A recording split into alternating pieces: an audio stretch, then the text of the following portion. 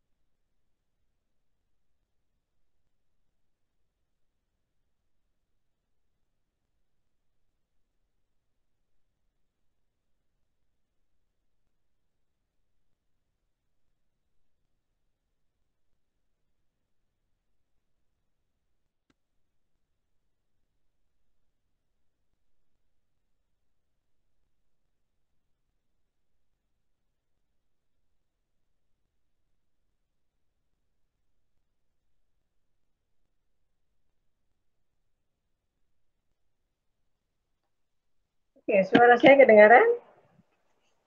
Sudah. Terdengar, Ustazah. Iya, kenapa tadi ya? Tadi agak ini kalau pakai DM agak kurang familiar. Biasa pakai Zoom. Oke, sudah kumpul semua 10, 11, 12, 13, 14, 15, 15 ya. Oke.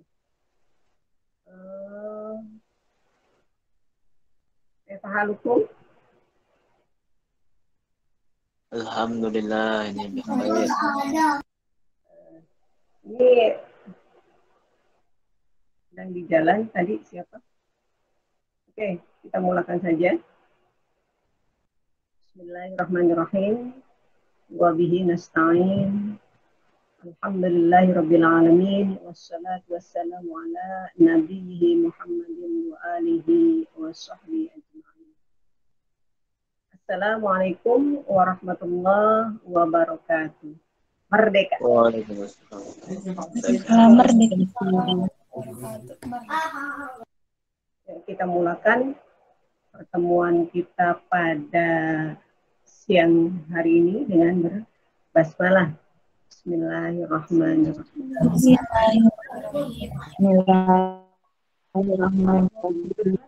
Ya, sudah dirasa cukup. Mudah-mudahan dengan saling mengenal bisa saling memahami, saling mengerti, dan perkuliahan ini menjadi harmonis, ya, dan akan mendapatkan wawasan dan keilmuan yang mudah-mudahan bermanfaat kita semua. Baik, sebelum kita langsung ke kontrak perkuliahan ya, tapi sebelum membahas tentang kontrak perkuliahan, saya ingin membahas sedikit tentang ucapan kata merdeka dalam Assalamualaikum itu. Ya.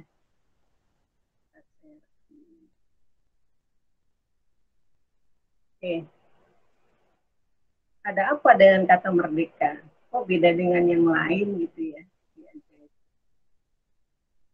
Nanti suatu saat mungkin kalian akan mempelajari tentang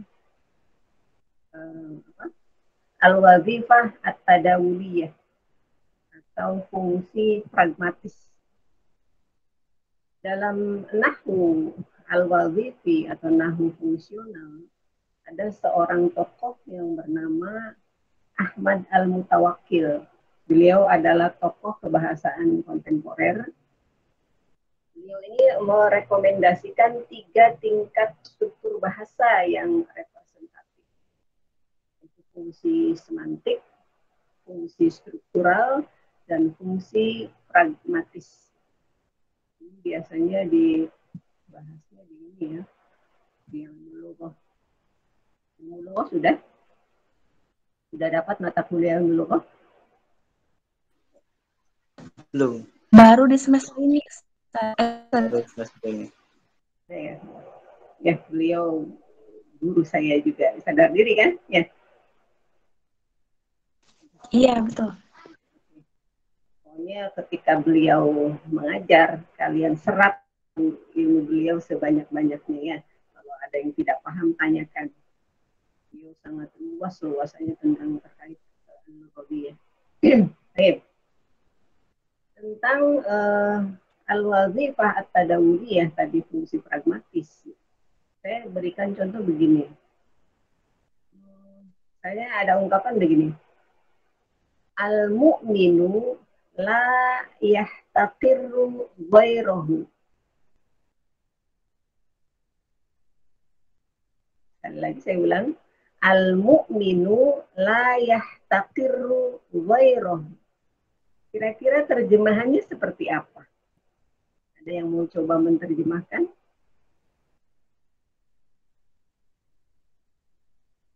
Tidak apa-apa, salah juga tidak apa-apa. Coba siapa yang mau mencoba menerjemahkan? Halo? Apa tadi Ustaz? Maaf. Al-mu'minu la yahtaqirru ghairahu.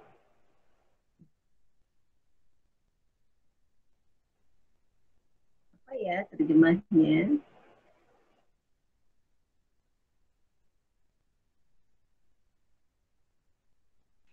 Orang, Ustazah mau coba. Siapa ini? Nurul. Nurul siapa? Nurul Fauzia. Nurul Fauzia. Oke, apa Nurul? Kira-kira terjemahnya? Orang beriman tidak merendahkan apa ya? Tidak merendahkan selainnya. Gimana Ustazah gitu ya? Oke. Ada yang lain? Kasih Nurul.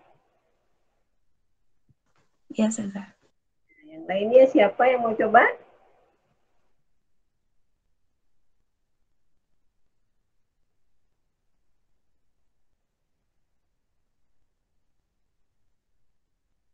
Halo?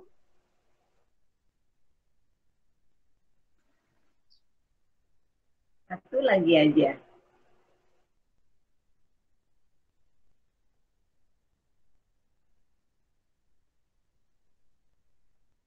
Jangan malu-malu, jangan takut salah.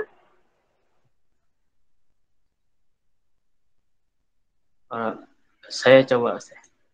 Ini siapa? Namanya nggak muncul panjang. Lukman. Lukman. Oke, Ya. Lukman. Orang-orang mukmin tidak mencela satu sama lain. Orang-orang mukmin tidak mencela satu sama lain. Ya, baik kita simpulkan saja ya dari jawaban dua orang tadi. Al-mu'minu di sana mufrad ya. Jadi orang yang beriman. Dari kata amana yu'minu imanan bahwa mukmin. Orang yang beriman la yahtaqirru, tidak mencela, tidak merendahkan ghairuhu selainnya atau orang mukmin lainnya. Oke. Seperti saya sampaikan tadi bahwa menurut Al-Mutawakkil itu ada 3 tingkat struktur bahasa yang presentatif di dalam ungkapan tadi. Pertama fungsi semantik, yaitu fungsi makna kata. Al-mu'minu di sana maknanya adalah orang yang beriman. Kemudian makna atau fungsi strukturalnya. Lafaz al-mu'minu di sana posisinya sebagai apa? Yuk, kira-kira jadi apa dalam ungkapan tersebut, dalam konteks tersebut? Fa'il. Fa'il. Kalau fa'il biasanya di depannya ada fi'il. Mubtada bukan Ustazah. Mubtada. Ada. Tentu. Al-mu'minu di sana sebagai mubtada. Kenapa? Karena ada di awal jumlah dan isim ma'rifat. Kemudian tanda atau alamatnya adalah dia i'rabnya adalah rafa marfu, tandanya adalah dhammah karena isim mufrad ya. Oke, itu fungsi struktural lafaz al-mu'minu di sana menjadi pada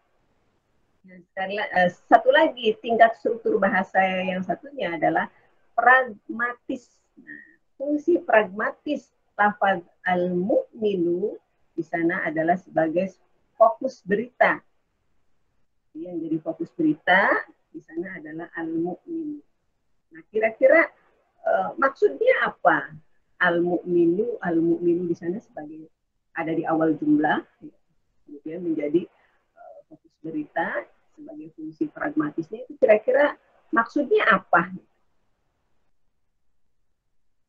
Jelaskan. Menjelaskan Orang beriman. Menjelaskan orang beriman. Jangan sepotong-potong. Ayo jadi penasaran. Apa ya?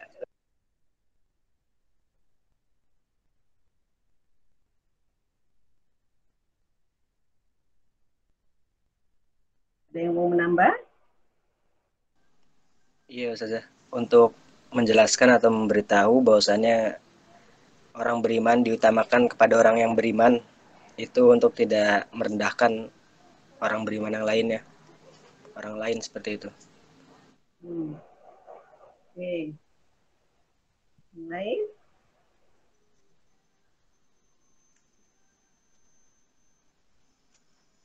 Oke, jadi fungsi pragmatis atau fungsi praktisnya kalimat atau lafaz al-mu'minu dalam konteks tersebut adalah bahwa hendaknya orang beriman itu tidak bersifat pencela, gitu ya.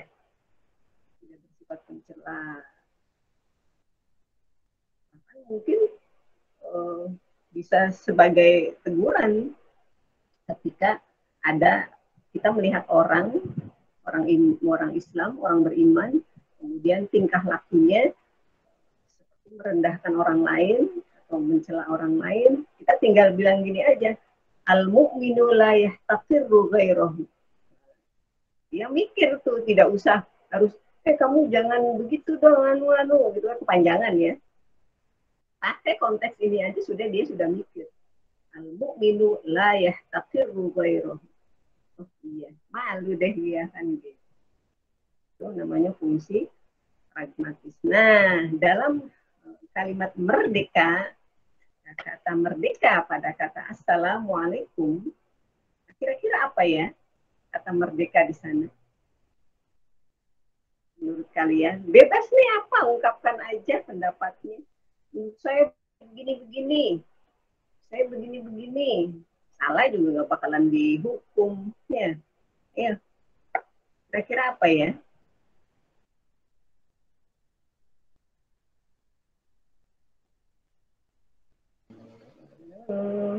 Halo Bandung.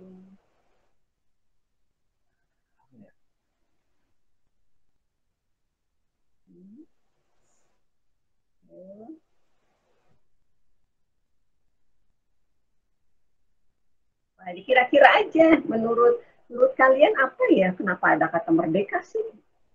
Kok beda sama yang lain? Apa maksudnya Syekh ini kira-kira? Apa yang diharapkan dari kata merdeka di setelah assalamualaikum?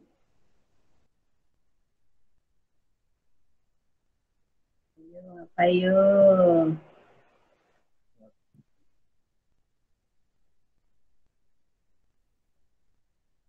Ditunjuk aja.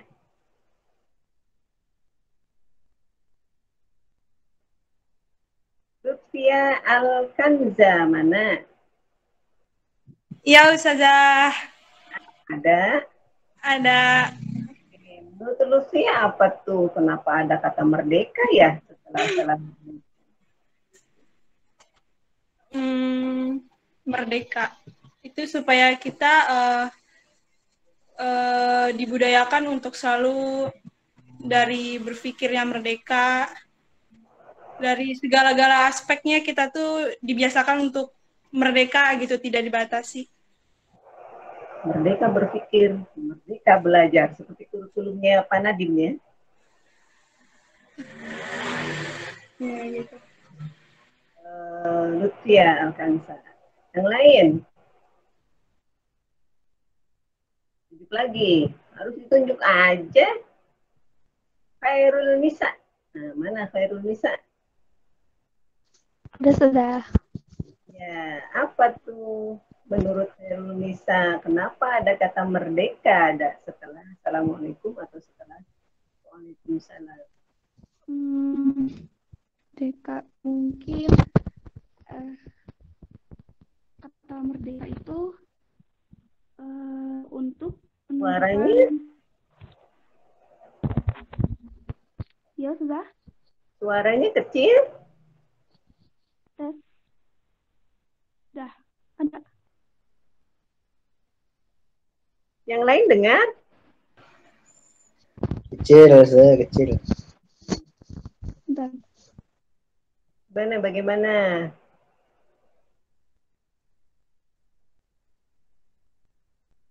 Coba dibadotin lagi suaranya. Volumenya saya gedein. Ya sudah. Udah besar suaranya. Ya, udah. Ya mungkin kata merdeka sebelum sudah Assalamualaikum, maknanya itu agar kita sebagai penerus bangsa itu mengikis itu ada jiwa kemerdekaannya gitu. Oke, bagus. Khairul Nisa. Sofi, coba Sofi, menurut Sofi apa? Sofi Baitillah Sidqiyah. Sakit sini Kak. Merdeka. Berarti kayak agar mengajak diri kita merdeka gitu kali ya sudah. Sama yang seperti yang dikatakan sih merdeka pikir, merdeka ruh, merdeka ilmu. Makanya biar mengajak diri kita juga merdeka gitu. Oke, berarti idem ya sama tadi ya. Sama siapa tadi? Lutfia Alkansa ya. Oke, betul. Jadi fungsi pragmatis itu bisa apa saja tergantung orang memaknainya. Mungkin apa yang Syekh maksud berbeda dari apa yang kita inginkan kan gitu. Tapi yang jelas salah satu di antara makna pragmatis atau secara praktis digunakannya kalimat atau kata merdeka dalam Assalamualaikum ini diharapkan di kalangan keluarga Az-Zaitun itu dapat memahami menghargai nikmat merdeka yang diberikan kepada bangsa Indonesia. Makanya tadi dengan bebas berpikir, artinya merdeka berpikir, juga merdeka belajar. Bisa apa saja kita memaknai sebuah konteks ungkapan dari aspek pragmatisnya. Oke. Baik, sekarang kita ke mata perkuliahan ya. Sebelumnya gini dulu ya. Mata kuliah ini kita berjudul metodologi pengajaran bahasa Arab. Nah, di sini ada 3 keyword ya. Ada 3 kata kunci. Metodologi, ada pengajaran, ada bahasa Arab. Sekarang metodologi. Pernah dengar kata metodologi? Pernah. Kira-kira apa tuh metodologi? Suatu cara Suatu cara atau cara teknik dalam pengajaran bahasa Arab. Metodologinya aja dulu. Kan ada metodologi penelitian, metodologi pengajaran, metodologi pembelajaran, metodologi memancing mungkin, metodologi berburu mungkin, metodologi memasak mungkin, kan ya? Jadi metodologi itu tadi ya cara salah satunya.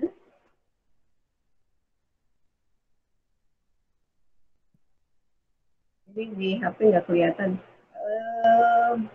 Dibuka ya layarnya ya. Oh, ya. Kalau misalnya ada yang pakai laptop, di screenshot ya. Sudah, Ustaz. Banyak pembelajaran yang berlangsung. Nanti absennya kalau bisa absennya seperti tadi, seperti yang PBA semester 6 tuh, jadi apa di screenshotnya dari attention-nya itu yang dari Google Meet ya. Bisa. Bisa, Ustaz. Biar nggak usah ngetik di WA, capek ya. Oke, kembali ke metodologi. Ada yang bisa melengkapi tadi apa yang dikatakan oleh Lukman?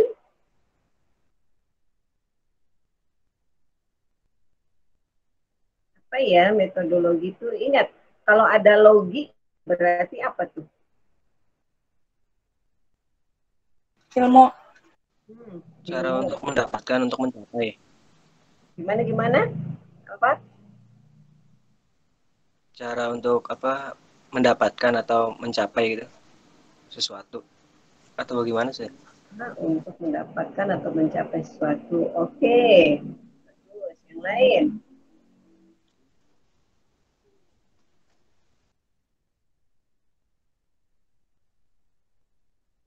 Kalau cara untuk menemukan atau menggunakan gitu sudah. Cara untuk menemukan metode. Kan di metodologi itu dibahas metodenya. Oke, ya nggak apa-apa. Oke, yang lain. Oke, kita simpulkan ya. Metodologi. Tadi sudah ada cara. Kemudian ada ilmu. Metodologi adalah cara atau ilmu yang digunakan atau dipakai untuk menemukan suatu kebenaran. Di sana dalam metodologi berarti ada tata cara tertentu ya, ada tata cara tertentu untuk menemukan sebuah kebenaran. Kebenaran apa? Ya tergantung konteksnya, apa yang dikaji. Misalnya metodologi penelitian, berarti kan di sana ada cara atau ilmu-ilmu yang digunakan untuk menemukan kebenaran dari sebuah penelitian. Apa? Caranya apa? Tata caranya seperti apa? Itu ada di metodologi penelitian. Nah, karena di sini adalah metodologi pengajaran, nah sekarang pengajarannya itu sendiri apa? Sudah pernah cari-cari tahu gitu, apa sih pengajaran? Apa bedanya dengan pembelajaran? Sebelum kita pengajaran itu lebih menyampaikan sesuatu. Pengajaran itu lebih pada menyampaikan sesuatu. Suatu ilmu. Ya. Terus yang lain? Apa ya? Kayak proses gitu sih. Proses apa? Sofi? Kayak proses gitu kan sudah. Proses gitu. Oke.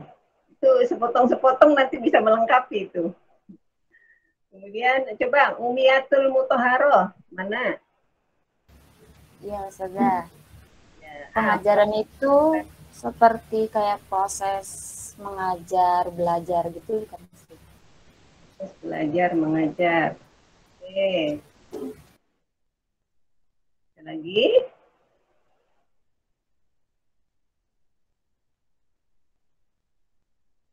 Yang mau menambahkan, melengkapi? Cukup, kita simpulkan. Pelajaran. Pelajaran saja. Pelajaran atau apa?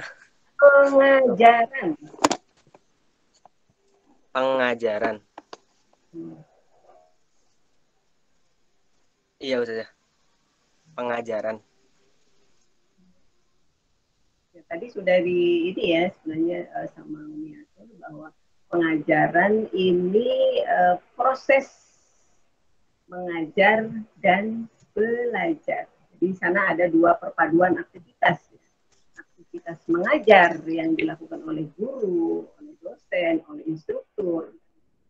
Kemudian juga aktivitas belajar yang terjadi pada saat itu. Dalam proses mengajar itu ada aktivitas belajar, itu pengajaran. Terus apa bedanya dengan pembelajaran? Pembelajaran itu proses sama ya, yang dilakukan dengan memberikan pendidikan, pelatihan kepada siswa, pada peserta didik, pada mahasiswa untuk mencapai hasil belajar. Ya, tidak dikit ya. Oke. Belajar itu sendiri apa? Tadi kan dalam pengajaran itu ada aktivitas mengajar yang dilakukan oleh guru, dosen, instruktur, pemandu itu.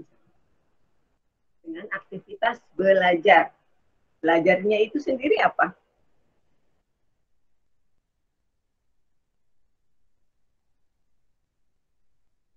Saya mau belajar nih. Saya belum belajar nih. Sering diucapkan kan? Saya kira belajar itu apa ya? Suatu proses memahami sesuatu. Boleh. Suatu proses, ya.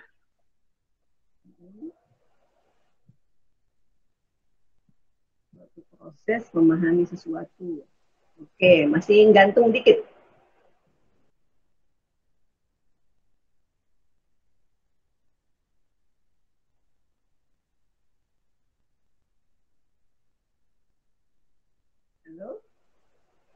Usaha yang dilakukan seseorang dengan secara sadar untuk memperoleh perubahan dari yang tidak tahu menjadi tahu, dari yang tidak bisa menjadi bisa, dan dari yang bersikap tidak baik menjadi baik. Oke, ya, belajar di antaranya seperti itu. Jadi ada apa ya? Ada sebuah proses dalam belajar itu ada stimulus, ada respon. Ya. Guru, dosen, instruktur memberikan stimulus, misalnya ya, dalam pembelajaran. Kemudian ada respon dari peserta didik, siswa atau siswa. Atau dia belajar sendiri. Stimulusnya apa? Lingkungan, apa yang dia lihat, apa yang dia dengar.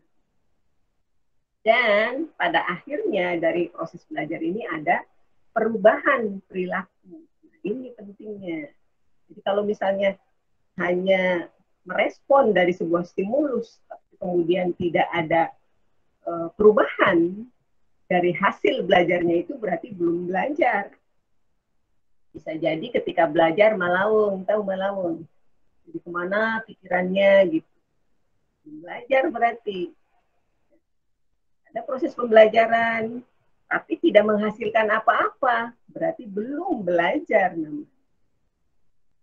Jadi harus ada hal yang ditunjukkan dari hasil belajar itu. Nanti diharapkan teman-teman sekalian ini adalah diantaranya adalah calon-calon guru bahasa Arab atau yang berkaitan dengan bahasa Arab. Sebenarnya tidak mutlak harus jadi guru ya, banyak profesi yang bisa berbekal dari PBA, dari pendidikan bahasa Arab. Diharapkan memahami proses pengajaran bahasa Arab ini sehingga apa yang dilakukan dalam proses pengajaran ini akan menghasilkan hasil belajar yang dihasilkan atau diperoleh atau ditunjukkan oleh peserta didik. Ya. Oke. Tadi kata kuncinya metodologi pengajaran bahasa Arab. Metodologi sudah, pengajaran sudah. Sekarang bahasa Arab. Apa sih bahasa Arab? sudah semester 4. Berada di pendidikan bahasa Arab. Sudah paham apa sih bahasa Arab atau mengenal bahasa Arab supaya merasa memiliki ya. Ya apa bahasa Arab itu apa ya? Bahasa Al-Quran. Al-Quran, oke. Terus?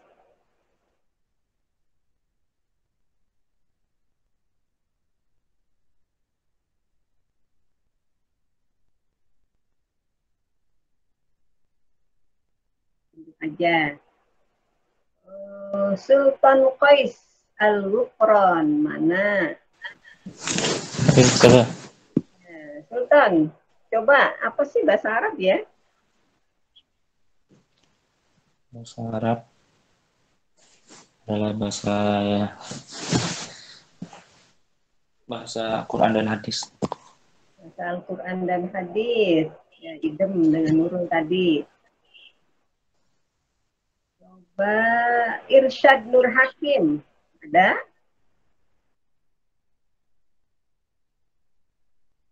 Irsyad? Dari pagi tidak masuk Ustazah, sakit. Sakit. Syafahullah. Ilma Nasirah. Ilma ada?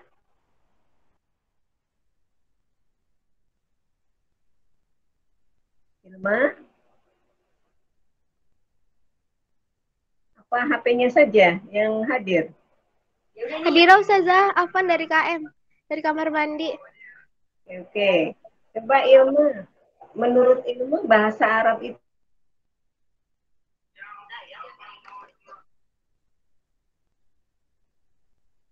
Afan Ustazah tadi sempat internetnya terjeda saja. Sempat nge-lag Ustazahnya. Oke, nggak apa-apa. Ya bahasa Arab menurut Ilmu apa?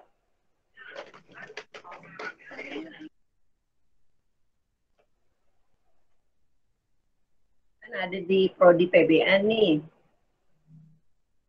Kan bahasa Arab.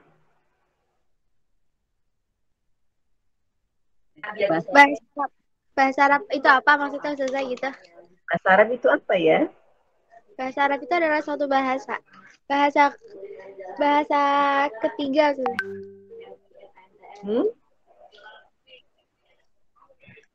Wah, kurang update dong. Bukan ketiga. Aisyah. Oke. Hakiki. Ada hakiki? Ada Ustazah. Ya, ayo hakiki. Apa sih bahasa Arab hakiki?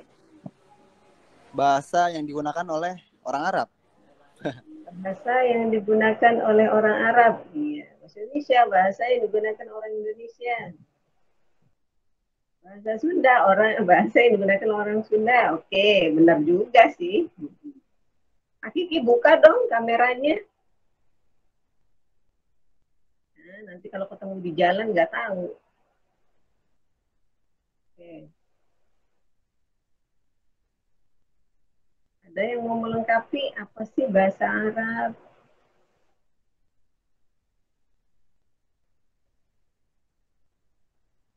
Muhammad Rafi, mana Muhammad Rafi? Hadir saja. Apa menurut Muhammad Rafi? Arab itu apa ya? Bahasanya umat Islam saja. Bahasanya umat Islam. Oke. Ya, saling melengkapi saja ya dari apa yang tadi teman-teman sampaikan. Memang benar bahasa Arab adalah bahasa yang dituturkan oleh orang Arab. Bahasa Arab adalah bahasa orang Islam. Memang bahasa Arab adalah bahasa agama ya, yang merupakan bahasa peribadatan yang sering kita pakai ya. Mau makan, ya Bismillah berbahasa Arab. Sholat juga bacaannya berbahasa Arab. Mau tidur berbahasa Arab, bangun tidur bahasa Arab. Kita sudah berbahasa Arab sebenarnya. Tinggal bahasa Arab juga adalah bahasa komunikasi. Selain bahasa Al-Quran tadi sudah disebutkan ya. Di bahasa Arab itu bahasa Al-Quran, bahasa agama sebagai agama Islam ya. Kemudian juga bahasa peribadatan, kemudian juga bahasa komunikasi. Kenapa disebut seperti itu? Saya iseng-iseng browsing seperti yang disampaikan oleh Kapolri kemarin ya pada stadium general bahwa bahasa Arab ini menempati urutan ke-6 penutur terbanyak di dunia. Ada Inggris, ada Mandarin, ada Hindi, ada Spanyol, ada Perancis, kemudian baru bahasa Arab, yaitu dengan jumlah penutur 274 juta. Bahasa Arab ini menjadi bahasa resmi dari 25 negara di Timur Tengah. Kemudian juga bahasa Arab ini mempunyai 3 dialek ya. Ada dialek utara yaitu di Mesir, Mesopotamia dan Levantin. Kemudian dialek selatan di Jazirah Teluk, Hijazi, Najd dan Yamani. Kemudian di dialek barat di Maghribi. Selanjutnya ada bahasa Bengali, Rusia, Portugis, dan Indonesia juga menempati urutan ke-10. Memang Indonesia banyak penuturnya sih, karena Indonesia kan banyak. Bahkan ada yang mengkalkulasi bahwa penutur bahasa Arab ini sekitar 280 juta. Penutur aslinya. Sedangkan ada berapa? 250 miliar non-native speaker. Kita ini kan non-native speaker ya. Bukan penutur asli. Oke. Sudah ya, kita bicara tentang judul mata kuliah kita. Metodologi. Paham bahwa metodologi adalah cara atau ilmu untuk apa tadi?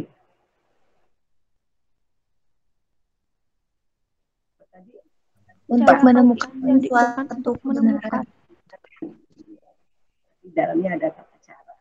Kebenaran yang seperti apa ya tergantung konteks yang akan dibahasnya. Kita di sini adalah metodologi pengajaran bahasa Arab, maka di dalamnya akan dibahas tentang tata cara mengajar bahasa Arab. Calon-calon guru nih, calon guru bahasa Arab.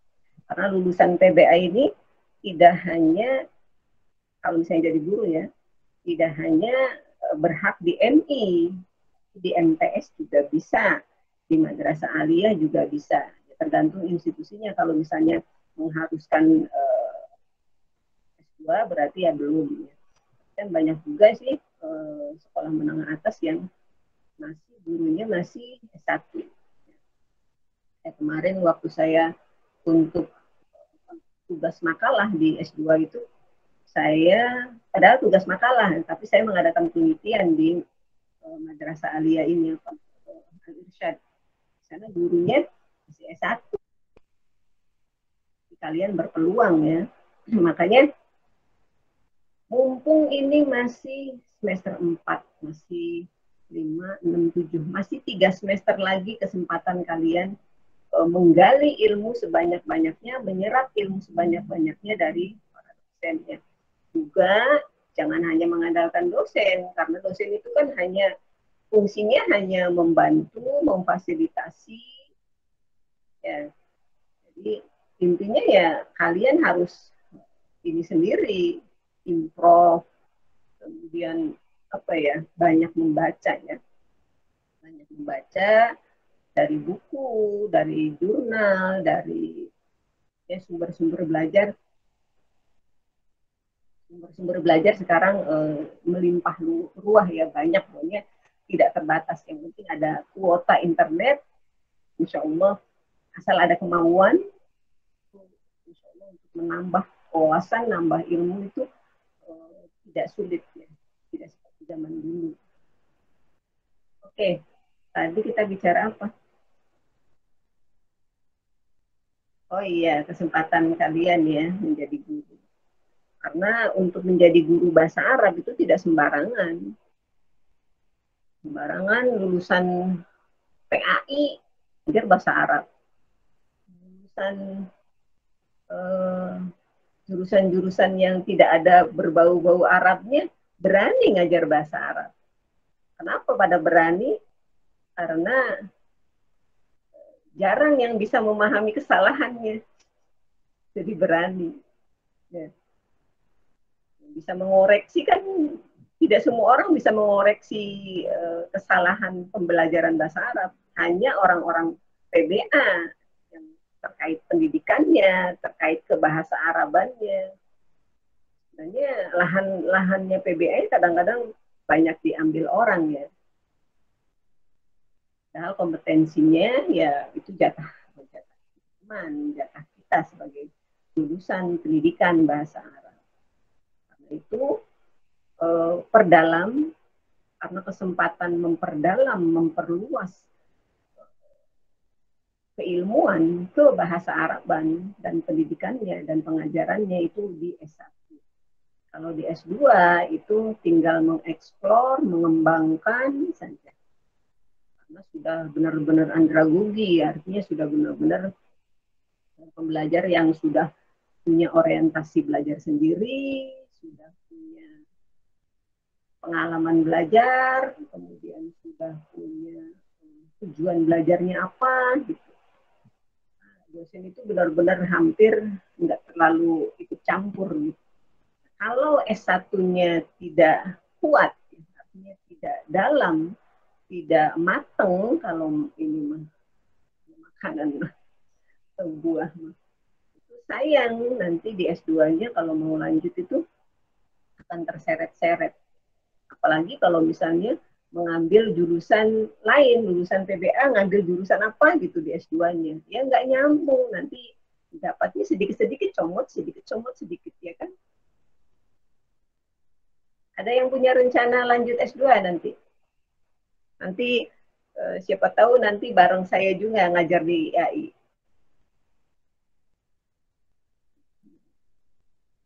Alhamdulillah.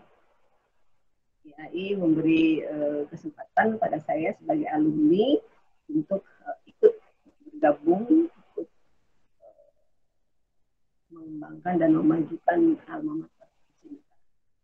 Alhamdulillah, adik-adik kelas saya ini yang cantik-cantik, yang cakep-cakep, semangat ya belajarnya ya.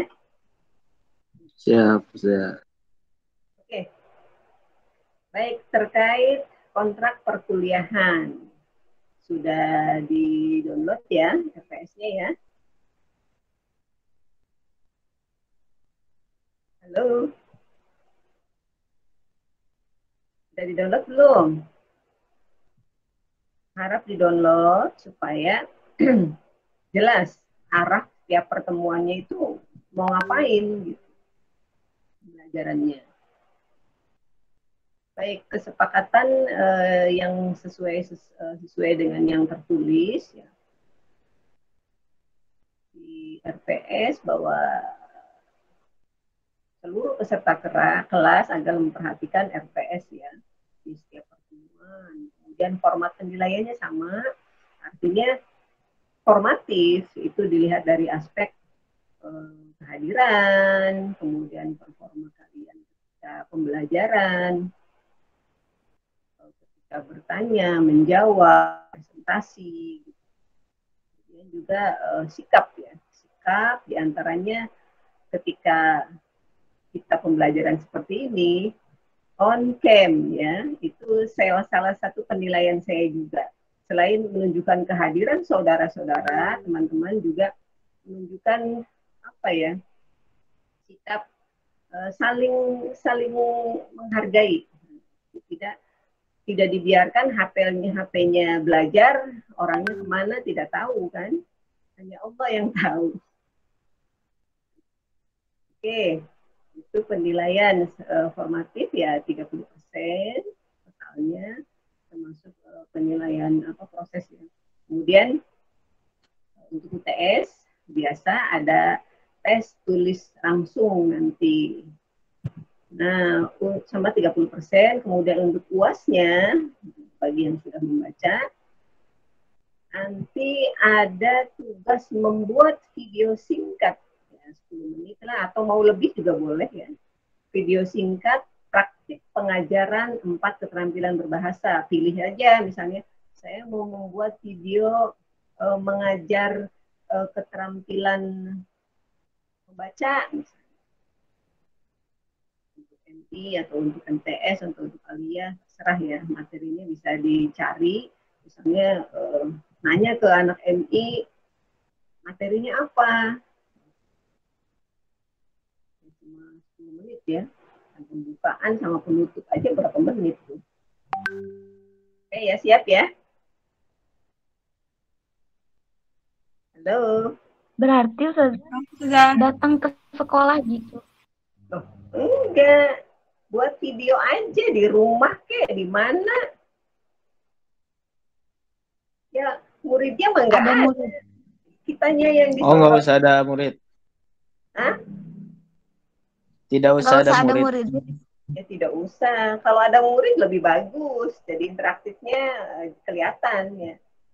Kalau misalnya tidak ada ya, atau mungkin adiknya suruh tuh di depan. Ngajarin adiknya kalau punya adik. Tidak apa-apa. Kalau misalnya hanya video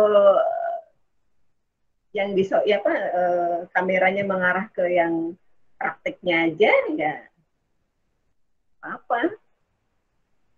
Ya, syukur apa ya, kompleks ya, artinya lebih dari 10 menit tidak apa-apa, tapi paling tidak 10 menit.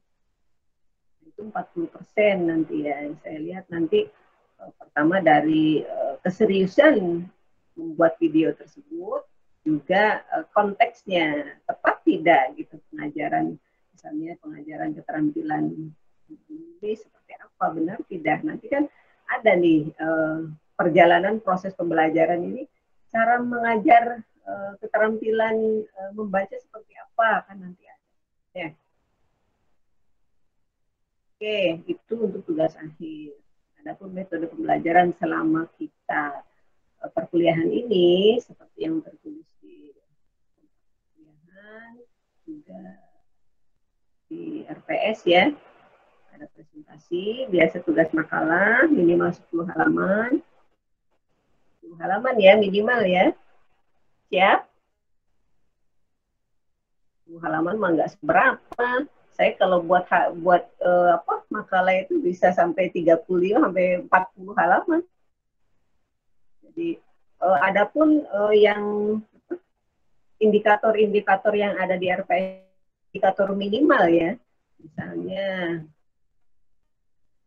untuk pertemuan, ini kan pertemuan pertama ya, berarti pertemuan kedua pekan depan itu sudah ada yang presentasi ya, silakan diatur pembagian kelompoknya. Di sini cuma ada berapa? 1, 2, 3, 4, 5, 6, 7, 8. Cuma ada 8 ini. 8 bahan kajian. Jumlah kalian ada 16. 17. Apakah ada satu kelompoknya itu saya mau sendirian, boleh. Saya mau berdua, boleh. Atur aja ya. Itu mah saya pasrahkan, saya serahkan kepada teman-teman. Atur pembagian kelompoknya dan pembagian ininya apa, bahan kajiannya. Diundi atau apa gitu, terserah. Oke, kita kembali pada tadi kontak perkuliahan. Jadi minimal 10 halaman. Ingat, referensinya harus jelas. Ya, jangan cuma kopas masukin, itu kata siapa, kan nggak jelas ya. Jadi harus jelas referensinya, dicantumkan dalam bentuk body note ya, karena di Yahya Al-Aziz ini untuk skripsi body note, jadi kita dibiasakan seperti itu saja, karena kalau di UIN itu kan pakainya footnote, jadi kita pakai body note, jadi untuk makalah body note juga saja supaya terbiasa. Ingat cara penulisannya, lihat di panduan penulisan skripsi di Al-Aziz. Sudah ada belum? Sudah punya belum? Belum, Ustazah. Oh, sebenarnya ada. Belum. Tinggal download sih. Oke, nanti saya share deh atau saya upload di GCR ya. Baik itu terkait fontnya, marginnya gitu ya. Kemudian bagaimana penulisan body note. Kemudian jangan lupa referensi selain dicantumkan di body note itu harus sesuai juga di daftar pustakanya. Jangan sampai di body note ada, di daftar pustaka tidak ada. Atau sebaliknya. Jadi harus ada konsekuensi ya, keserasian di sana. Oke, itu terkait makalah. Dan makalahnya itu, makalah ilmiah tersebut, nanti diupload di Google Classroom, di bagian tugas, dalam bentuk filenya itu Word dan PDF, juga PPT-nya. Nah, sebelum dipresentasikan, sehari sebelumnya, atau 2 hari sebelumnya, paling tidak sehari sebelumnya lah, di-share di grup WA supaya yang lain ikut membaca, mempelajari sebagai bahan diskusi nanti ketika dipresentasikan. Oke ya? Ini kok banyak aturan banget, pernah nggak ada seperti ini tidak sampai semester ini? Belum. Jujur belum ada. Allah, saya tidak bermaksud menyulitkan, tapi ini sebuah pembelajaran supaya mendapatkan atau menghasilkan hasil tulisan yang baik. Dan mudah-mudahan nanti makalah-makalah teman-teman ini kalau saya koreksi bagus gitu, nah, kita nanti kita bukukan, kita satukan menjadi produk PBA semester 4 ini. Ya, bisa di SBN loh. Saya waktu semester berapa di Al-Aziz? Makalah tafsir Bayani, kemudian hadis Tarbawi, itu sudah dibukukan dan sudah ber-ISBN. Dari angkatan ini, dari semester 4 ini, insya Allah bisa sekali. Mudah kok ngurus ISBN, gratis malah. Ya, yang penting hasil tulisan teman-teman ini jelas ya, jelas sumbernya, tidak ngejiplak begitu saja. Kalau misalnya supaya cek plagiasi, nah yang urutan selanjutnya di sini kan ada melampirkan cek plagiasi. Cek plagiasinya di sini maksudnya supaya kita tidak membuat karya tulis ilmiah itu menjiplak tulisan orang gitu. Itu pelanggaran hukum itu. Pelanggaran intelektual gitu. Nah, jadi nanti cek plagiasinya pakai yang ini aja yang gratis aja seperti plagiarisme detektor atau dupli checker itu. Insya Allah menjadi selain pembelajaran juga siapa tahu nanti ke depannya teman-teman bisa menghasilkan karya ilmiah yang bisa publish. Ini nilai plus itu nanti bisa jadi SKPI, surat keterangan pendamping ijazah. Kalau di perguruan tinggi negeri itu SKPI itu sudah dicari atau dicari lah, artinya mengikuti perlombaan, membuat karya tulis itu dari semester 1. Jadi ketika lulus itu SKPI-nya sudah banyak mendampingi ijazah. Nah, salah satunya ya adalah karya tulis.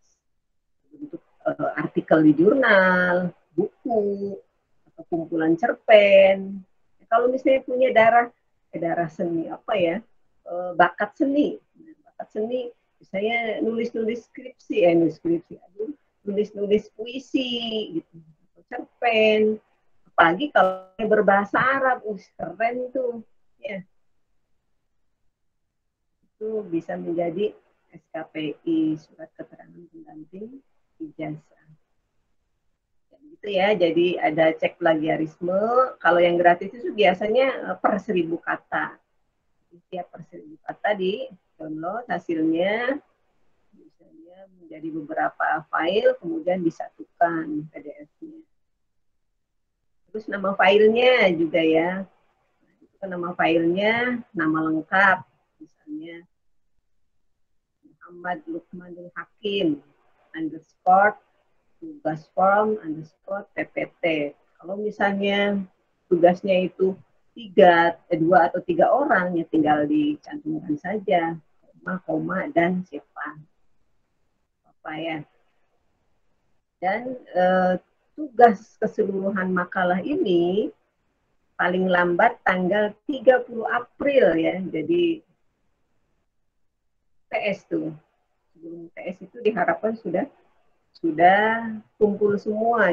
Bukan hanya tugas yang awal-awal saja. Syukur-syukur kalau misalnya padahal gilirannya tampil terakhir gitu.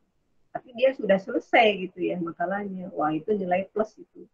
Berarti dia serius mengerjakannya. Ya, cuma 10 halaman kok. Tapi itu selain itu ya, selain cover ya. Cover jangan dihitung. Cover apalagi nanti ditambah cover, daftar istri, daftar isi sananya cuma sedikit, belum daftar pustaka. Nah, 10 halaman itu ya kontennya aja. Oke ya. Siap? Siap, Ustaz. Siap. Ya, kemudian metode pembelajaran selanjutnya adalah biasa ceramah, misalnya seperti ini, ada hal-hal yang perlu dijelaskan. Kemudian brainstorming seperti kemarin, bahwa dengan brainstorming ini akan dapat. Oh, saya pernah menjelaskan brainstorming belum? Udah ya? Apa saja? Sudah menjelaskan tentang brainstorming. Belum. Kemarin kayaknya udah bahas deh brainstorming. Udah ya? Iya, itu kan sebuah metode yang dapat merangsang ide, gitu, memecahkan masalah. Yang itu kan fungsinya untuk merangsang otak untuk berpikir cepat, kreatif, gitu ya. Spontan. Ya, kemudian ada diskusi, apalagi ini pembahasannya tentang makalah yang dibuat ya. Kemudian ada simulasi. Nah, ini pada pertemuan keberapa nih? Ada simulasi praktik pengajaran keterampilan dan aspek kebahasa Araban. Di RPS ini mulai ada simulasi. Cuma saya belum kebayang juga nih kalau online seperti apa ya. Kalau ketemu langsung kan enak tuh, praktek di depan kelas gitu. Ini udah di kaca masing-masing ya.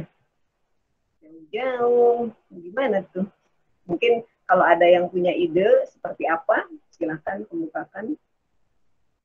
Maksudnya di sini kita tidak hanya belajar dari pertemuan ke-11 nih yang ada simulasi. Jadi tidak hanya sekedar belajar teori aja gitu. Teori mengajar bahasa Arab untuk pengajaran menulis seperti ini, bla bla bla bla bla. Prakteknya seperti apa ya? Ya, jadi di sini perlu ada simulasi. Apakah nanti bentuknya? Setelah belum saya pikirkan juga sih. Enaknya seperti apa gitu. Kalau kalian punya ide bisa diungkapkan ya. Apa sih enaknya untuk simulasi praktek pengajaran ini? Nah, kemudian tugas akhir. Oh, tadi udah ya, buat video singkat ya. Jadi nanti untuk UAS tidak ada waktu khusus yang kita sediakan untuk UAS. Misalnya udah pertemuan ke-15 nih. Nah, pertemuan ke-15-nya kita tidak usah masuk. Tapi tugas harus dikerjakan dan disetorkan. Yaitu membuat video singkat praktik pengajaran 4 keterampilan berbahasa. Pilih salah satu aja. Oke, jelas? Jelas ya. Oke. Ada yang mau ditanyakan? Kita sampai jam berapa ini?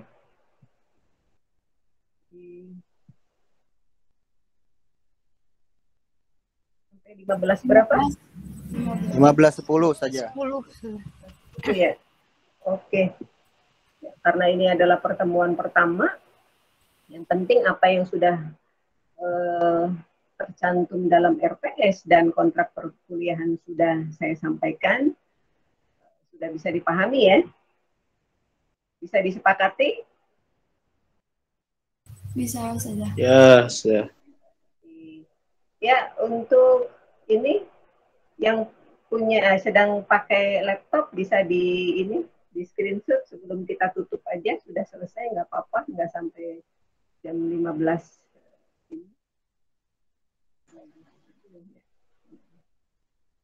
Siapa yang ini buka ini pakai laptop siapa? Sophie saja. Ya, Sophie. Kasih aba-aba ya. Kan, dibuka kameranya biar Mulai tahu. buka.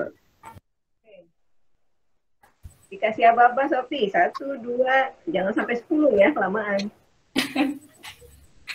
Oke, sudah. Yuk. 1, 2, 3. Lagi sudah. 1, 2, 3. Sudah, sudah. Ya, saya akhiri pertemuan pertama kita ini untuk metodologi pengajaran bahasa Arab. Mudah-mudahan semuanya berjalan dengan lancar ya nanti ya. Pokoknya kalau ada sesuatu yang masih mengganjal di benak kalian yang belum sempat terpikir mau ditanyakan di saat kita tatap muka seperti ini, tatap layar ya, nanti bisa ditanyakan di WA group ya. Silahkan. Ya, maaf untuk kesalahan pada hari ini. Siapa tahu saya tidak merasakannya. Aku qauli hadza astaghfirullah. Hadza wallahu yar'ana wa yahfazuna walhamdulillahirabbil alamin. Nakhtatim bil hamdalah. Alhamdulillahirabbil alamin. Assalamualaikum warahmatullahi wabarakatuh. Merdeka. Merdeka. Merdeka. Ya. Syukran saja.